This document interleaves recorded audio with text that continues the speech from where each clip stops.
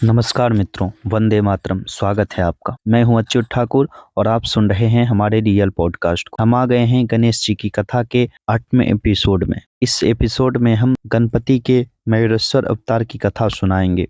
तो चलिए शुरू करते हैं। त्रेता युग में भगवान गणेश ने मयूरेश्वर नाम से अवतार ग्रहण कर अनेक लीलाएं की और महाबली सिंधु के अत्याचारों से सबको मुक्त किया। कठोर तपस्या एवं सूर्य की आराधना से वर पाकर सिंधु अत्यंत मदोन्मत्त हो गया। उसकी सेना में असुरों का प्राबल्य हो गया था, जिससे न्याय और सत्य धर्म के मार्ग पर चलने वालों को वह पीड़ित करने लगा। कारण नर नारियों, अनाथ, अबोध, छोटे शिशुओं की हत्या करने पर वह गर्व का अनुसरण करता। पृथ्वी पर रक्त की सरिता बहने लगी। वह पाताल में गया और वहां उसने अपना आधिपत्य जमा लिया। ससैन्य स्वर्ग लोक में चढ़ाई कर वहां सचीपति इंद्रादि देवताओं को पराभूत कर उसने स्वर्ग में भी अपनी दानवी शासन फैला दी। सर्वत्र हाहाकार मच गया। इस भयंकर कष्ट से मुक्ति पाने के लिए देवताओं ने अपने गुरु बृहस्पति की शरण ली। उन्होंने पूजा से शीघ्र प्रसन्न होने वाले परम आराध्य विनायक के संकष्ट चतुर्थी व्रत का अनुष्ठान बतलाया तथा उनका स्मरण करने के लिए निर्देश दिया। देवताओं ने वैसा ही किया। परम प्रभु गजानन प्रकट हुए। सभी देवगणों ने उनकी प्रार्थना की। परम प्रभु गणेश प्रिया माता पार्वती के यहाँ अवतरित होकर पृथ्वी का भार उतारने का वचन देकर अंतर्धान हो गए। माता पार्वती भी परम प्रभु गणेश का दर्शन प्राप्त करने के लिए भगवान शंकर से उपदिष्ट एकाक्षरी गणेश मंत्र का जप करने लगी।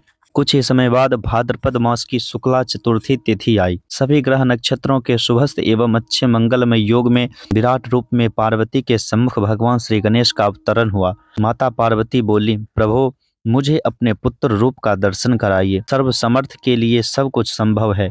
काल स्फटिक मणि तुल्य षडभुज शिशु क्रीड़ा करने लगे। उनके शरीर की शोभा कांति अद्भुत लावण्य एवं दीप्ति से संपन्न थी। उनका वक्षस्थल विशाल था। उनके चरण कमलों में छत्र, अंकुश और ऊर्ध्वरेखा युक्त कमल आदि शुभ चिन्ह थे। उनका नाम मयूरेश पड़ा।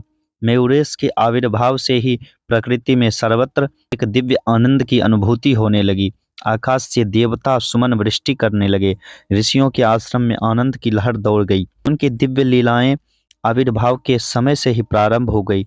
इधर सिंधु यह वृतांत जानकर अत्यंत भयभीत हो उठा। उसने बालक के वध के लिए अनेक असुरों को छद्म वेश में भेजना प्रारंभ कर दिया, किंतु सब मारे गए। उन्होंने दुष्ट वृकासुर तथा कुत्ते की रूपधारी नूतन नामक दैत्य का वध किया। अपने शरीर से असंख्य गणों को उत्पन्न कर कमलासुर की 12 अक्षौहिणी सेना का विनाश कर दिया तथा त्रिशूल से कमलासुर के मस्तक को काट डाला। उसका मस्तक भीमा नदी के तट पर जा गिरा। देवताओं तथा ऋषियों की प्रार्थना पर गणेश वहां मयूरेश्वर नाम से प्रतिष्ठित हुए। दुष्ट दैत्य सिंधु ने जब सभी देवताओं को अपने कारागार में बंदी बना लिया, भगवान ने दैत्य को ललकारा। भयंकर युद्ध हुआ। असुर सैन्य पुनः पराजित हुआ। सिंधु के पुत्र धर्म और अधर्म भी मार डाले गए। कुपति मायावी दैत्यराज अनेक प्रकार के अस्त्र शस्त्रों से मयूरेश पर प्रहार करने लगा, परंतु सर्वशक्तिमान के लिए अस्त्र शस्त्रों का क्या महत्व, भी निष्फल हो गए।